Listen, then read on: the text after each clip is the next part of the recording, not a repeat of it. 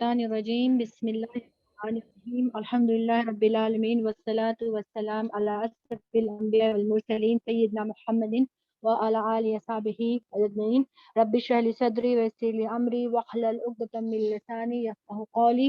रब्बी यस्सिर व ला तुअस्सिर व तम्मिम बिल खैर। रब्बी ज़िदनी इल्मा अल्लाहुम्मा फ़क़िहना फ़िद्दीन अल्लाहुम्मा अल्लिमना मा यनफ़अुना वनफ़अना बिमा अल्लमतना व ज़िदना इल्मा। O Allah, help us learn what is beneficial to us. Help us benefit from what you have enabled us to learn and increase to our knowledge. Ameen Rabbal Alameen. Assalamu alaikum wa rahmatullahi wa barakatuhu. Sorry for the delay. Actually recording नहीं हो पा रहा था. That's why. सबको आवाज मेरी मिल रही है? Yes, Ustaza. Okay, dear. Yes. Okay तो हाँ। लास्ट क्लास में आई थिंक हमने वो 4 इम्पोर्टेंट प्रॉपर्टीज ऑफ इस्म कर लिया था आई थिंक, बिकॉज मुझे याद नहीं कि मैंने लास्ट क्लास में क्या किया आपके साथ। तो वो हो गया था, टीजीएनएस हो गया था, टाइप जेंडर नंबर स्टेटस नहीं हुआ था। एनीवन रिमेम्बर लास्ट क्लास में हमने क्या किया था डियर? हो गया था उस्ताजा हो टीजीएनएस। गया था जी। ओके ये वाली स्लाइड हो गई थी राइट। ये जो ऊपर वाला है type number status number gender and type, ये वाली जी स्लाइड हो हो गई थी गई। राइट। जी ओके जी तो उस्ताजा। अभी हम रिकैप करेंगे इंशाल्लाह ताला कि अभी तक हमने क्या पढ़ा। हमने बेसिकली कहा कि जो पार्ट्स ऑफ स्पीच हमने पढ़ा कि 8 पार्ट्स ऑफ स्पीच आपके इंग्लिश ग्रामर में है और आपके अरबिक ग्रामर में basically there are only 3 kinds of words और you can say parts of speech. Okay तो उसमें क्या था, इस्म हर्फ एंड फेल, मतलब इस्म फेल और हर्फ कह लें आप ऐसे। इस्म आपका नाउन था, फेल आपका वर्ब था और हर्फ आपका पार्टिकल था। किसी को डाउट था कि हर्फ क्या जो अल्फाबेट्स होते हैं वो मैं शायद कहीं से मुझे उस क्लास में कुछ सुनाई दिया था, मैंने फिर उस टाइम में फिर मैं कंटिन्यू कर गई थी। बेसिकली जो हर्फ आपका अल्फाबेट्स है उसको भी हम हर्फ ही कहते हैं और ये हर्फ जो है हर्फ का दूसरा मानी ये भी है, एक पार्टिकल की शक्ल में भी आता है, मतलब हर्फ का दूसरा मानी जो है मीनिंग जो है वो पार्टिकल भी है। ओके एक ये डाउट था। दूसरा एक डाउट था मैंने कहा था शायद के जो अरबी ग्रामर में ज्यादातर कुछ सिंगल वर्ड्स पे वर्ड्स हैं, मतलब सिंगल लेटर्स में भी वर्ड्स हैं, जैसे कि बाता काफलाम वाव जो आपका प्रीपोजिशन है ये सारे सिंगल लेटर्स के वर्ड हैं। तो क्या इंग्लिश ग्रामर में ऐसा कोई वर्ड है जो एक लेटर से बना हुआ है? किसी ने कहा था ए, बिल्कुल सही कहा था। बेसिकली हम ए और एन और द और दी जो है आर्टिकल के लिए यूज करते हैं, वो एज ए वर्ड भी कंसीडर हम लोग करते हैं ए और एन। ए और एन जो आपका इस्तेमाल होता है यूज होता है वो आपका होता है कॉमन नाउन के साथ, मतलब किसी चीज को कॉमन बोलना है या इनडेफिनेट नाउन बोलना है तो हम ए या एन आर्टिकल लगाते हैं।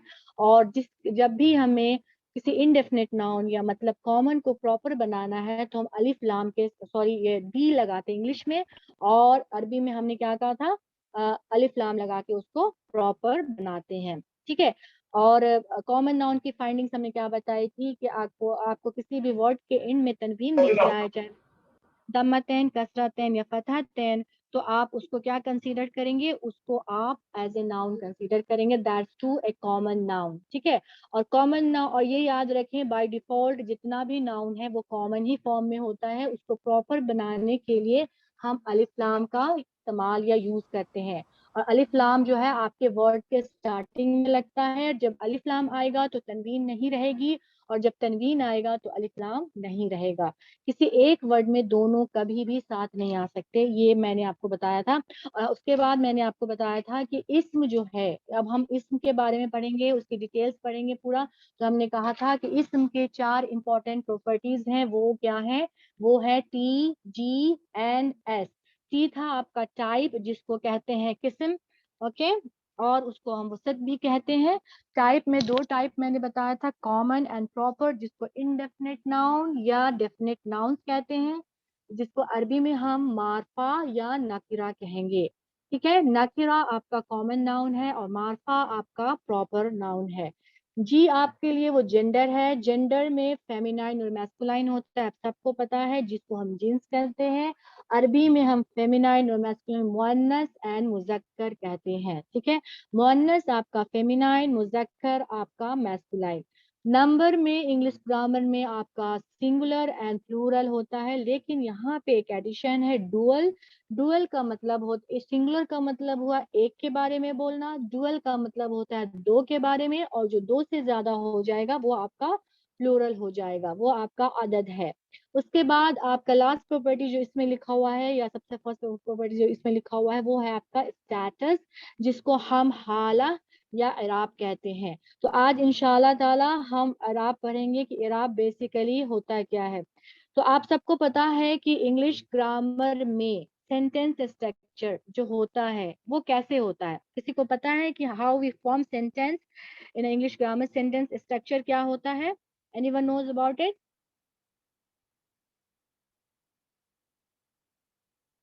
जी, किसी को आइडिया है कि इंग्लिश ग्रामर में सेंटेंस स्ट्रक्चर की फॉर्मेट क्या है, कैसे फॉर्म होता है सेंटेंस?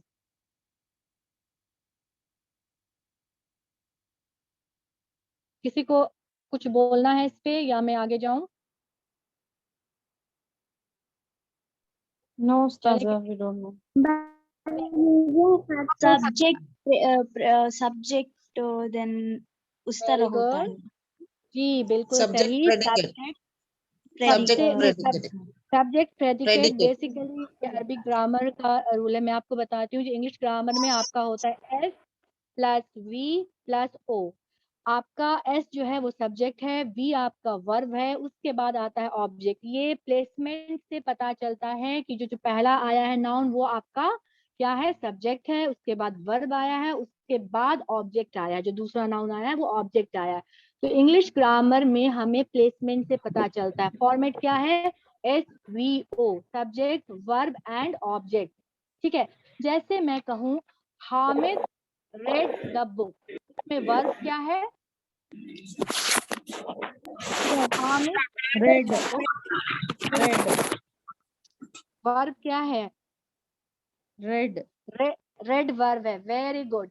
फर्स्ट नाउन आपका हामिद हो गया, सेकेंड नाउन बुक है। तो आप देखें, इसमें आपका वर्ब रेड है, उससे पहले इसमें कैसे सेंटेंस स्ट्रक्चर आ रहा है? पहले हामिद आ रहा है, मतलब सब्जेक्ट आ रहा है आपका, हामिद डूअर है ना आपका, उसके बाद रेड आ रहा है, वो वर्ब आ रहा है, उसके बाद बुक आ रही है, वो डिटेलिंग आ रही है, ऑब्जेक्ट आ रही है। तो इस तरह से इस वीओ के फॉर्मेट में आता है इंग्लिश ग्रामर में। लेकिन अरबिक ग्रामर में प्लेसमेंट से हमें कोई मतलब नहीं है। ठीक है, हमें प्लेसमेंट से कोई मतलब नहीं। फिर आप सोच रही होंगी कि भाई अब प्लेसमेंट नहीं है तो how we will identify the doer verb and the object, that is the detailing of the sentence. वो इस तरह से होता है कि अरबिक ग्रामर में हम स्टेटस नाउन का एंडिंग से पता करते हैं, जिसको हम कहते हैं केस एंडिंग। क्या कहते हैं हम लोग? केस एंडिंग कहते हैं। उससे पता करते हैं। उस वो या तो केस एंडिंग में या तो आप हरकत हरकत के वजह से कुछ चेंज देखेंगे, या कुछ वर्ड्स उसके एंड में एडेड होगा, उससे हमें पता चलेगा कि ये सेंटेंस में इसका क्या स्टेटस है। ये सेंटेंस में क्या सब्जेक्ट की तरह आ रहा है या ऑब्जेक्ट की तरह आ रहा है, जो डिटेलिंग है, या एक और उसका है जर है, वो अभी हम पढ़ेंगे जो टाइप्स ऑफ स्टेटस क्या है। तो उसमें आपको पता 3 तरह के स्टेटस बेसिकली होते हैं। तो बेसिकली एराब जो है आपका, या स्टेटस जो है, वो बेसिकली क्या है? केस एंडिंग है। Changes in the case ending से आपको पता चलेगा कि इसमें इस इस्म का क्या रोल है। लिटरल मीनिंग ऑफ इराब जो है वो आपका है make something Arabic. Okay, the literal meaning of इराब is to make something Arabic, ये आपका लिटरल मीनिंग है। ठीक है, अब हम देखेंगे स्लाइड्स में कि अभी जो मैंने कहा, अब स्टेटस की बात अगर करें तो हमारे पास सिर्फ और सिर्फ कितने तरह के स्टेटस हैं? सिर्फ और सिर्फ 3 तरह का स्टेटस होता है। ठीक है, वो क्या है? उससे पहले मैं एक बात क्लियर करना चाहती हूँ कि जैसे ये आप देखें ये वाला स्लाइड, कि जिस तरह से आप देखें कोई आदमी यूनिफॉर्म्स होता है ऑफिस के लिए, बैंक के लिए, टीचर्स के लिए, सबके लिए एक यूनिफॉर्म होता है ना। तो जब कोई आदमी किसी काम पे जा रहा होता है तो वो एक अपने यूनिफॉर्म में होता है, राइट। उसके बाद अगर उसके लिए एक अलग सा ड्रेसिंग सेंस होता है, अलग सा ड्रेस कोड है। आप यूनिफॉर्म जो है उसको यूनिफॉर्म कहते हैं, जो वर्क वर्क क्लोथ है वो आपका यूनिफॉर्म है। ठीक है, उसके बाद अगर आप वलीमा में जा रहे हैं, वेडिंग में जा रहे हैं, किसी फंक्शन में जा रहे हैं, तो आप उसी हिसाब से ड्रेस करते हैं। ये नहीं है कि आप जो काम कर रहे होते हैं, काम का कपड़ा वो वाला कपड़ा आप पहन लेते हैं। नो, क्लोथ वो सेम यूज नहीं करते। वेडिंग फंक्शन के हिसाब से आप उसके हिसाब से ड्रेसअप होते हैं। फिर जब आप रात में जाते हैं, रात में सोने के लिए जाते हैं, नेचुरली आप क्या होता है आपके साथ कि आप नाइट सूट या नाइट ड्रेस पहनते हैं, नाइट के क्लोथ डालते हैं सोने से पहले। तो कहने का मतलब इन शॉर्ट कि हम जो अपनी ड्रेसिंग करते हैं अकॉर्डिंग टू द ओकेजन के हिसाब से करते हैं, और फंक्शन जो जो डिमांड कर रहा होता है उसके हिसाब से कहते हैं करते हैं, राइट। तो उसी तरह से अरबिक ग्रामर में भी नाउन की जो एंडिंग होती है वो उसका फंक्शन शो करता है। मैंने क्या कहा कि इराब क्या है? इराब हरकत का नाम नहीं है, दम्मा फतह कसरा का नाम नहीं है। इराब क्या है? आपके केस एंडिंग का नाम है। कहने का मतलब है कि एंड में जो भी हरकत या कोई एडिशन वर्ड किसी में होगा वो आपका शो करेगा कि ये नाउन का अभी इस सेंटेंस में क्या फंक्शन है। तो उसके हिसाब से नाउन का जो है तीन तरह का स्टेटस होता है, ओनली 3 तरह के स्टेटस होते हैं। वो क्या होता है? रफा, नस्ब और जर। ये आपको याद करना होगा, ठीक है। रफा, नस्ब और जर। रफा आपका जो है उसको हम मरफू भी कहते हैं। जो रफा है वो मरफू है। कहने का मतलब अगर मैं रफा में हूँ, मतलब मेरे ऊपर दम्मा या दम्मा तेन है, तो हम मैं रफा में हूँ और उसको मरफू कहते हैं। और जो रफा होता है वो आपका डूअर कंसीडर होता है इंग्लिश ग्रामर के हिसाब से। इंग्लिश ग्रामर में जो डूअर है वो अरबी ग्रामर में आपका रफा है। तो डूअर को हम क्या कहेंगे? रफा कहेंगे अरबी ग्रामर में। तो वो स्टेटस जो डूअर होगा या सब्जेक्ट ऑफ द सेंटेंस होगा वो उसको हम रफा कहते हैं। तो रफा को हम मरफू भी कहेंगे और नॉमिनेटिव केस भी कहेंगे। इंग्लिश इंग्लिश में अगर आप लें रफा को तो हम उसको नॉमिनेटिव केस कहेंगे। अगर आपको याद करना है तो आप इसको लिख सकती हैं, रफा, मरफू या नॉमिनेटिव केस। ये आपका नंबर 1 स्टेटस है। Number only 3 types of status, ये आपको माइंड में रखना है। सिर्फ 3 तरह का स्टेटस होता है, जैसे कि यूनिफॉर्म और कप, जो अभी ड्रेसेस की बात हुई, ओकेजन के हिसाब से ड्रेसिंग की बात हुई। वो क्या हुआ कि आपका डिफरेंट स्टेटस, डिफरेंट टाइम में आप डिफरेंट तरह का के ड्रेसेस यूज करते हैं, राइट। उसी तरह से आपका जो नाउन का भी जो स्टेटस है 3 तरह का है। वो क्या है? एक रफा है, नस्ब है और जर है, according to their function in a sentence. तो जो रफा है वो आप उसको हम मरफू भी कहेंगे और इंग्लिश में उसको हम नॉमिनेटिव केस कहेंगे। जो आपका नस्ब है उसको हम मंसूब कहते हैं या एक्यूजेटिव कहते हैं। और मंसूब का क्या रोल है? मंसूब आपके सेंटेंस में एज ए ऑब्जेक्ट आएगा, ठीक है। एज ए ऑब्जेक्ट आएगा, कहने का मतलब है सेंटेंस में एज ए डिटेल या ऑब्जेक्ट के फॉर्म में आएगा, रिसीवर ऑफ द एक्शन, ये भी कह सकती हैं आप। तो पहला हुआ रफा, जो आपका सेंटेंस है, मतलब रफा को हम इंग्लिश में सेंटेंस, सॉरी सब्जेक्ट बोलेंगे, सेंटेंस नहीं, सब्जेक्ट या डूअर है। नसब जो आपका ऑब्जेक्ट या डिटेलिंग ऑफ द सेंटेंस है। तीसरा स्टेटस है जो मैंने कहा जर है, रफा, नस्ब और जर। तो जर जो है बेसिकली अभी इस कंडीशन में इस वक्त आप 2 चीज याद रखें। कोई भी ऐसा वर्ड जो प्रीपोजिशन के बाद आएगा जिसको हम हर्फ ऑफ जर कहते हैं, हर्फ जर कहते हैं, उसके बाद आएगा तो वो किस में होगा? जर में होगा। जर क्या है? बेसिकली ऐसा नाउन, ऐसा वर्ड जिसके नीचे, मतलब जिसके नीचे कसरा या कसरतेन आ जाए, जो कसरा एंडिंग में उसके कसरा या कसरतेन आ जाएगा तो वो आपका जर जेनेटिव में कहलाएगा या जर में कहलाएगा। तो इसके 2 कंडीशंस हैं। एक तो ये कि उससे पहले जिसपे जेनेटिव केस आया है जो जर में है, उससे पहले अगर प्रीपोजिशन है, जैसे कि बाता, काफलाम, वाव आपका प्रीपोजिशन है अरबी ग्रामर में। तो अगर प्रीपोजिशन है तो वो क्या करेगा? नेक्स्ट नाउन को, नेक्स्ट वर्ड को जर में लेके जाएगा, ये कंडीशन है। दूसरा, जैसे कि मैंने कहा, अगर मैं कहूँ कि हामिद हाउस, तो हामिद हाउस को अगर मैं दूसरी तरह से अगर बोलूं, इसमें पोजेशन है ना, हामिद हाउस में पोजेशन है, राइट। आप लोग को मेरी बात समझ में आ रही है? Yes, Ustaz. तो आप ये मुझे बताएं कि Yes, हामिद Ustaz. हाउस अगर मैं बोलूं, Hamid house, Hamid apostrophe S house, तो क्या इस सेंटेंस में, इस फ्रेज में, इस फ्रेज में, सेंटेंस तो नहीं कहेंगे इसको, फ्रेज कहेंगे, इस फ्रेज में पोजेशन है हामिद हाउस? पोजेशन है इसमें? No, जैसे Ustaz. मैं बोलूं, पोजेशन नहीं है, हामिद हाउस, या मैं उसको अदर वर्ड्स में बोलूं हाउस ऑफ हामिद, हामिद का घर। किसका घर? हामिद का घर, राइट, दे इज पोजेशन। तो अगर आप हामिद बोलें या अनदर वर्ड आप हाउस ऑफ हामिद बोलेंगी, तो दोनों कंडीशन में क्या हो रहा है? पोजेशन शो कर रहा है। जैसे मैं बोलूं माई बुक, मेरी किताब, तो ये मेरी है ना, इट्स लाइक मैं ओनर हूँ इसकी, मेरी किताब है, तो पोजेशन आ रहा है ना इसमें। एक पोजेस का, एक पोजेशन है और एक पोजेस्ड है। पोजेशन मैं हूँ, my book, book is possessed one and my is possession, मैं पोजेस कर रही हूँ, मेरा बुक है। तो उसी तरह से अगर माई बुक को दूसरे वर्ड में मैं लिखना चाहूँ पोजेशन में ऑफ के साथ, तो हो जाएगा बुक ऑफ माइन, राइट, इस तरह से भी हम लिख सकते हैं।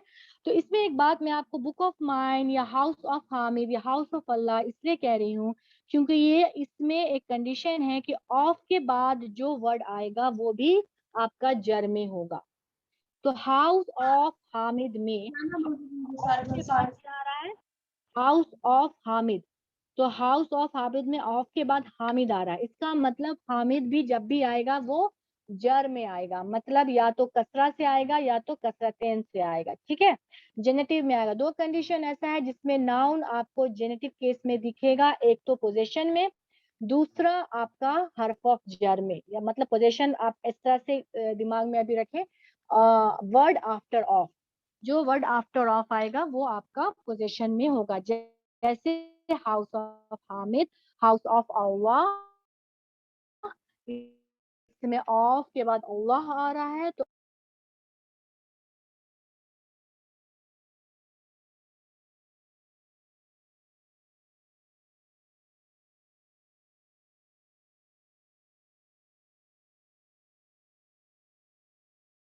आपके वर्ड अल्लाह पे एंड में क्या है? कसरा आ रहा है, तो ये जेनेटिव केस है।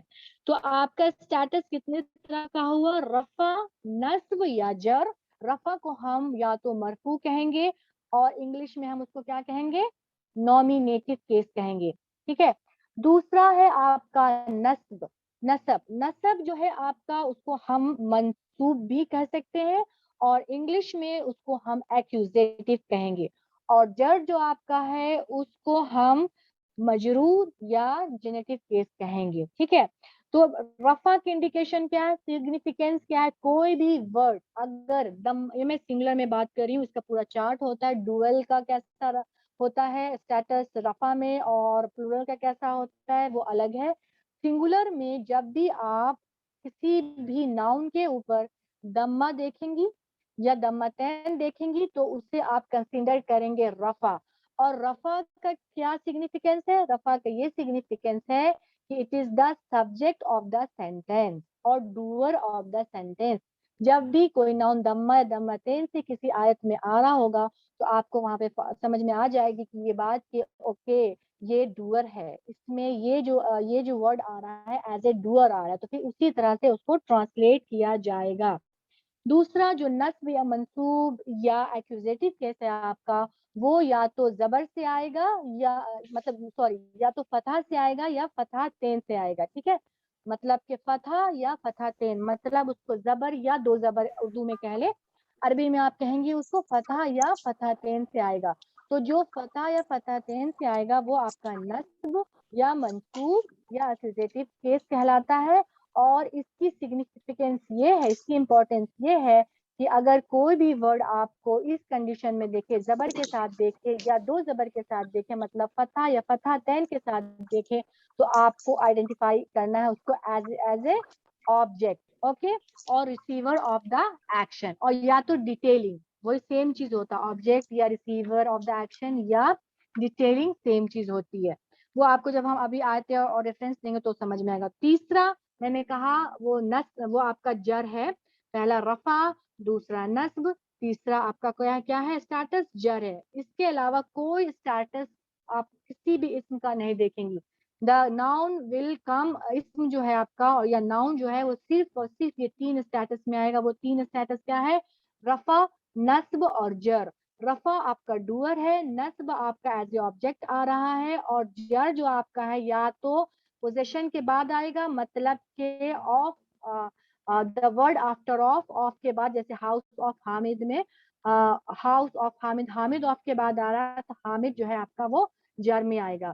या प्रीपोजिशन जिसको हर्फ ऑफ जर कहते हैं वो आ जाए उस नाउन से पहले, तो वो जो नाउन है उसके आगे वो जर में आएगा। ठीक है, सिग्निफिकेंस क्या है, दम्मा और दम्मतैन के साथ कोई नाउन दिख रहा है आपको तो वो आपका एज ए डूअर एक्ट हो रहा है। सिंगुलर में याद रखें, डुअल एंड प्लूरल में आपको मैं डिफरेंट चार्ट बताऊंगी। सिंगुलर फॉर्म में कैसे आएगा, दम्मा या दम्मतैन के साथ आएगा, और आपका डूअर और आपका ऑब्जेक्ट या रिसीवर ऑफ द एक्शन या डिटेल जो है वो आपका फतहा या फतहतैन के साथ आएगा। और जर कब आएगा, जब हर्फ ऑफ जर या प्रीपोजिशन आ जाए उससे पहले, उस नाउन से पहले, या वो पोजीशन में है ऑफ, या वो वर्ड आफ्टर ऑफ है। ये आपको याद रखना है। अब इसको हम थोड़ा सा आप यहाँ से देखें साउंड कैसा होता है। There are 3 ending of nouns. क्या है आप देखें, इसमें लिखा हुआ है, आप एंडिंग पे गौर करें, अल किताबू, राइट, अल किताबा, अल किताबी।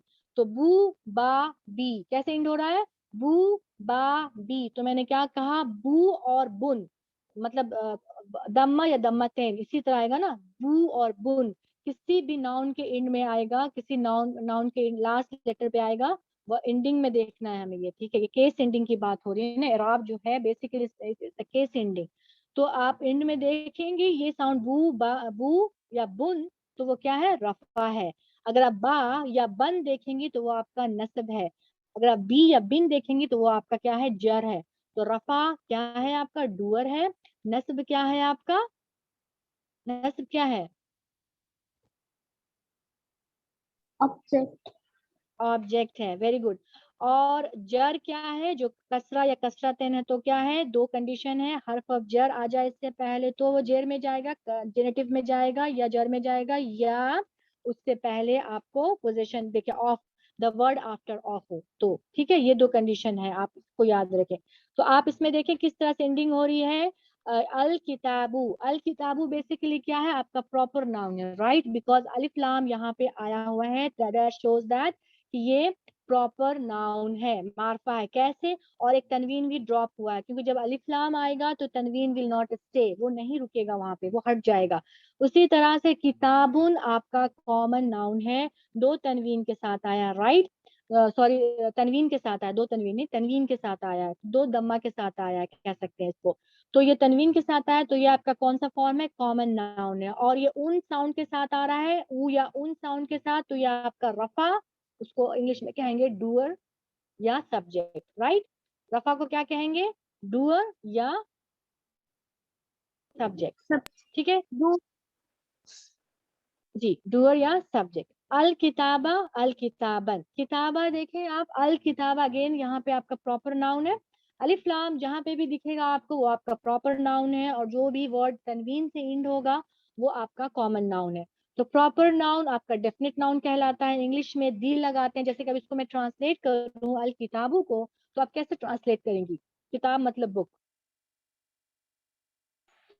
अलिफ लाम लगा हुआ है, तो अलिफ लाम The book. बेसिकली आपका या दी आर्टिकल है, या द बुक या दी बुक, ओके, आर्टिकल है। ये डेफिनेट के लिए यूज किया जाता है, डेफिनेट बनाने के लिए किसी भी नाउन को, इनडेफिनेट को।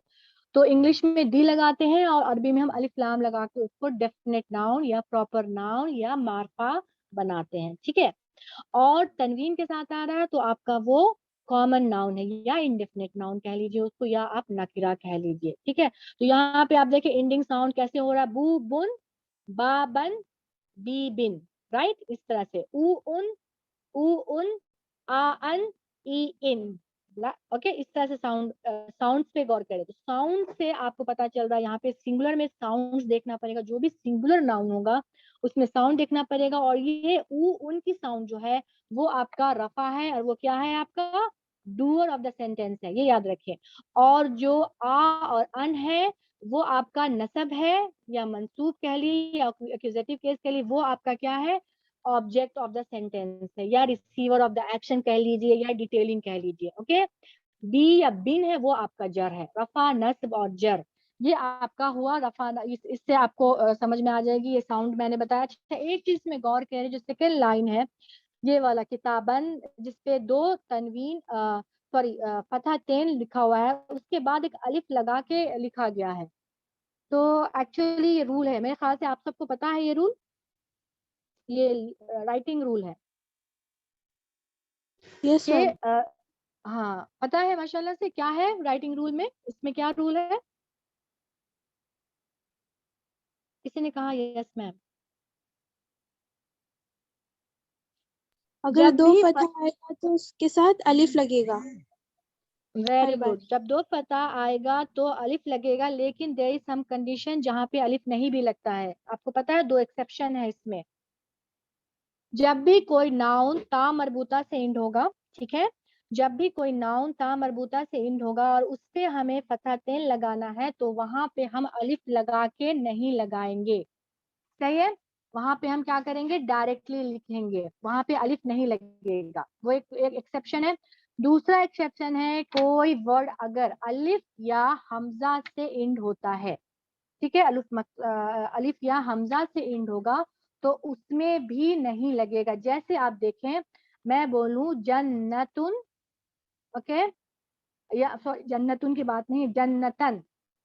तो जन्नतन जब आप लिखेंगी जन्नतन तामरबूता से, तो उसमें अलिफ एंड में नहीं लगाएंगे नस्ब में, ठीक है, सिर्फ फतहतैन की बात कर रही हूँ मैं, तो उसमें अलिफ नहीं लगेगा, वो एक एक्सेप्शन हुआ। दूसरा, जैसे अगर मैं बोलूं समाअन या माअन, तो अलिफ और हमजा एंड में आ रहा है तो उसमें भी हमजा के बाद अलिफ लगा के नहीं लिखा जाएगा, बाकी जगह पे अलिफ ऐड करके फतहतैन को लिखा जाता है। बेसिकली आपके नॉलेज के लिए मैं दे रही हूँ, ये राइटिंग रूल्स है। ओके चलिए थोड़ा प्रैक्टिस करते हैं हम। अभी हमने क्या पढ़ा कि there are 3 kinds of status of a noun, 3 kinds के अलावा चौथा कोई भी काइंड नहीं है, ओनली 3 काइंड्स ऑफ स्टेटस है। वो क्या है? रफा, नस्ब और जर। क्या है वो? आप लोग सब रिपीट करें, क्या है? रफा रफा और जर। नस्ब जर। ओ, रफा, नस्ब और जर। तो रफा आपका क्या है? डूअर ऑफ द एक्ट है, डूअर ऑफ द सेंटेंस है। नस्ब आपका क्या है? ऑब्जेक्ट, ओके, और डिटेल ऑफ द सेंटेंस है। जर आपका क्या है? वर्ड आफ्टर ऑफ या वर्ड आफ्टर हाउ, हर्फ ऑफ जर या प्रीपोजिशन जिसको कहते हैं, ठीक है, ये याद रखना। चलिए अब तो प्रैक्टिस करते हैं। रफा आपका डूअर है, तो मैंने आपको वो तो आपको मैंने साइंस बताया, how you will identify, you will identify in a singular noun as a दम्मा और दम्मतेन। जब दम्मा और दम्मतेन इंड में आएगा तो वो आपका रफा आएगा, वो मैं आपको आगे बता दूं। पहले ये देखें, यहाँ पे एक सेंटेंस लिखा हुआ है, आई एट टू मच चॉकलेट। आप इसमें मुझे बताएं कि इसमें आपका रफा कौन है, डूअर कौन है? सबसे पहले तो ये आई बताएं कि इसमें आई वर्ब क्या है और क्या काम हो रहा है, कौन कर रहा है, डूअर कौन है? अच्छा, इसमें वर्ब क्या है? Ate ate ate ate, very good, ate खाना है। तो ये खाने का काम कौन कर रहा है? आई आई आई कर रहा है। तो आई आपका डूअर है, तो ये क्या हो गया आपका? रफा हो गया, सही है, ये क्या होगा आपका? रफा हो गया। अच्छा ये बताएं, इसमें नस्ब कौन है, डिटेलिंग या ऑब्जेक्ट क्या है? आई एट टू मच चॉकलेट में, chocolate chocolate, very good. Chocolate आपका डिटेलिंग कह लें या ये कह लें, आप उसको ऑब्जेक्ट कह लें, तो ये आपका नस्ब में आएगा। ये आपका क्या कहलाएगा? नस्ब, जिसको हम फतह या फतहतैन से इंडिकेट करेंगे। आगे जब सेंटेंस पढ़ेंगे उसमें आपको समझ में आएगी, ठीक है, ये पहला था। अच्छा अब आ जाए आप थर्ड वाले पे, सेकंड वाले को बाद में करेंगे। The dentist gave me feeling. इसमें मुझे ये बताएं कि डूअर कौन है और रिसीवर ऑफ द एक्शन कौन है? हु इज द डूअर और हु इज द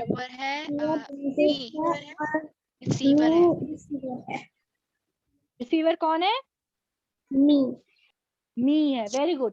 जो रिसीवर ऑफ द एक्शन है उसको अरबी में हम क्या बोलते हैं, अरबी के स्टेटस में क्या कहते हैं, उसका नाम क्या दिया हमने? नसब दिया है, राइट। उसको क्या कहा हमने कि वो नसब नसब है, नसब है, ठीक है। तो इसमें वर्ब क्या है? The dentist gave me, gave. तो कभी भी कोई सेंटेंस में सबसे पहले जब अगर आपको डूअर फाइंड आउट करना हो तो सबसे पहले आपने क्या करना है, आपने वर्ब को आइडेंटिफाई करना है कि इसमें काम हो क्या रहा है, कौन सा काम हो रहा है, तो एक्ट क्या हो रहा है। पहले आप वर्ब आइडेंटिफाई करेंगी, उसके बाद सोचे, क्वेश्चन खुद से पूछेंगे, विल आस्क योरसेल्फ कि who is doing the action, तो इस एक्ट को कौन कर रहा है। तो जो कर रहा होगा उसका आंसर जब आपको मिलेगा वो आपका डूअर हो जाएगा, और जो बाकी चीज उस सेंटेंस में बची होगी वो आपकी क्या हो जाएगी? डिटेलिंग हो जाएगी, राइट, ऑब्जेक्ट या डिटेलिंग ऑफ द सेंटेंस हो जाएगा। ठीक है, अब सेकंड वाला करते हैं। माई टूथ इज हर्टिंग। तो माई टूथ इज हर्टिंग में आपने जो बताना है, who does the tooth belong to first? My मुझे। या तो इसको हम Mine. बिलोंगिंग, अगर पोजेशन में लिखना हो तो दूसरा वे है इसको लिखने का, ऑफ के साथ। मैंने क्या कहा, word after of will be in जर। तो आप मुझे बताएं कि माई टूथ को मैं ऑफ के साथ कैसे लिखूं।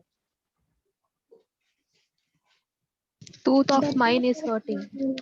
Very good. आप बस ये मुझे बताए, tooth of mine, my tooth means tooth of mine. Okay, तो इसमें टूथ ऑफ माइन मैंने क्या कहा था, वर्ड आफ्टर ऑफ, तो ऑफ के बाद माइन आ रहा है, इसका मतलब माइन आपका क्या है, जर है, राइट। तो आपका माइन जो होगा या माई जो हुआ यहाँ पे, वो आपका आएगा जर स्टेटस में, ठीक है। और आप इसमें ये हो गया आपका जर स्टेटस। अब है नंबर 1 स्टेटस, रफा जो था आपका डूअर था, रफा और मरफू, और जिसको हम नॉमिनेटिव केस बोलेंगे इंग्लिश में, उसको मैंने आपको पहले ही बताया कि कैसे आइडेंटिफाई करते हैं। आइडेंटिफाई कैसे करना है, सबसे पहले आपको वर्ब आइडेंटिफाई करना है, एक्शन को आइडेंटिफाई करना है कि इस सेंटेंस में एक्शन हो क्या रहा है। उसके बाद आपको पूछना है खुद से कि who is doing the action. अगर आपको हु का आंसर मिल जाता है, वो आपका डूअर है, मतलब वो आपका रफा है। जैसे कि मैं अरबी में यहाँ पे एक लिखा हुआ सेंटेंस लिखा हुआ है, खरजा हामिदुन, खरजा हामिदुन। खरजा का मतलब होता है टू लीव और लेफ्ट, ये पास्ट टेंस है इसलिए लेफ्ट में ट्रांसलेट किया गया है। तो यहाँ पे लिखा हुआ है हामिद लेफ्ट। तो आप मुझे बताएं इसमें आपका रफा या डूअर कौन है। Hamid left, Hamid. हामिद, हामिद है, माशाल्लाह, वेरी गुड। हामिदुन है, क्यों, आप देखें मैंने क्या बोला था, मैंने आप इसलिए आपको बड़ा कर दिया है। इसमें देखें एंडिंग में क्या दिख रहा है आपको, दम्मतैन दिख रहा है यहाँ पे। Damma. तो मैंने हाँ, तो मैंने कहा था सिंगुलर, सिंगुलर नाउन में स्टेटस कैसे आइडेंटिफाई करते हैं, बाय द एंडिंग साउंड, दम्मा या दम्मतैन से। तो यहाँ पे अगर दम्मतैन शो कर रहा है, इसका मतलब ये रफा है और ये डूअर ऑफ द सेंटेंस है। आप देखें इसमें ये टिपिकल प्लेसमेंट से नहीं पता चल रहा, प्लेसमेंट आप हामिद आपका डूअर जो है वो वर्ब के बाद आ रहा है, राइट। तो आप प्लेसमेंट से, जैसे कि इंग्लिश सेंटेंसेस में हम क्या करते हैं, प्लेसमेंट से फाइंड आउट करते हैं कि सब्जेक्ट कौन है, वर्ब कौन है, ऑब्जेक्ट कौन है। बेसिकली सब्जेक्ट आपका पहले आता है, लेकिन इसमें देखें आप सब्जेक्ट आपका बाद में आ रहा है, वर्ब आपका पहले आ रहा है, राइट। वही मैं हाँ, तो मैं वही आपको वही बता रही थी कि क्या डिफरेंस है आपके इंग्लिश ग्रामर में और अरबी ग्रामर में। इंग्लिश ग्रामर में प्लेसमेंट से पता करते हैं, लेकिन अरबिक ग्रामर में इराब से पता कर रहे हैं, स्टेटस से पता कर रहे हैं। स्टेटस क्या है, हाँ जी क्या बोल रहे थे आप। ये जुमला फेलिया हो गया ना, खराजा। हाँ, ये जुमला फेलियर है क्योंकि वर्ब से स्टार्ट हो रहा है, खराजा इज योर वर्ब। तो दो तरह के सेंटेंस होते हैं, नॉमिनल सेंटेंस जुमला इस्मिया, और या वर्बल सेंटेंस जिसको कहते हैं जुमला फेलिया। ओके, तो यहाँ पे अभी हम उतनी आगे नहीं जाएंगे, अभी हम क्या सीख रहे हैं, स्टेटस सीख रहे हैं। स्टेटस आप जहन में कभी ये न लाएं कि दम्मा फतह कसरा को स्टेटस कहते हैं, नहीं, that is not about the status. दम्मा फतह कसरा या दम्मतन फतहतन कसरतन बेसिकली क्या है, हरकत है, राइट। हरका है ना वो, वॉवेल, वॉवेल साइंस है ना वो, तो वो तो हरकत है, वो इराब नहीं है। इराब क्या है, बेसिकली इराब आपका वो चेंज है जो इस्म के एंड में आता है और आपको उस इस्म का रोल बताता है उस सेंटेंस में। समझ में आया। इराब वो चेंज है इस्म में जो एंड में होता है, केस एंडिंग जिसको कहते हैं, वो एंड में होता है, या तो साउंड की शक्ल में आएगा या एडिशन, कोई वर्ड ऐड करके उसमें ऐड करेंगे तब आएगा, ठीक है। और वो उस इस्म का उस सेंटेंस में क्या बताता है, रोल बताता है कि it's coming as a subject और ऑब्जेक्ट और आफ्टर पोजेशन और इट इज आफ्टर हर्फ ऑफ जर, ये आपको बताता है, ठीक है। वो रफा में है या नस्ब में है या जर में है। सही है, ये बात आपको समझ में आई कि Yes, इराब और इराब का मतलब हरकत नहीं है। बहुत लोग अभी तक कंफ्यूजन स्टेट में हैं, बहुत सारे स्टूडेंट ऐसे हैं ग्रामर खत्म करने के बाद भी they don't have the idea कि व्हाट इज इराब, that is status, and what is हरकत। दे थिंक दैट द दम्मा फतह कसरा इज द इराब, नो, दम्मा फतह कसरा इज द हरकत। हरका है ये वॉवेल साउंड है, राइट, जो एंड में या बीच में या कहीं भी आता है, राइट, शुरू में भी आता है। जैसे कि खराजा में फतह आपका तीनों लेटर्स पे आया है, राइट, कहीं भी आता है। तो this is not about the इराब। स्टेटस, स्टेटस क्या है, वो कैसे पता है अरबिक ग्रामर में, वो क्या है, किसी वर्ड के एंड में जो चेंजेस आते हैं जिसको केस एंडिंग कहते हैं, उसके एंड में जो चेंजेस आते हैं और वो आपको बताता है कि इस इसम का क्या रोल है उस सेंटेंस में, whether it is coming as a subject, object और डिटेलिंग और इन जर, वर्ड आफ्टर जर या हर्फ ऑफ जर के बाद आ रहा है, वो डिटेलिंग जो आपको बताता है, उसका रोल जो बताता है, वो बेसिक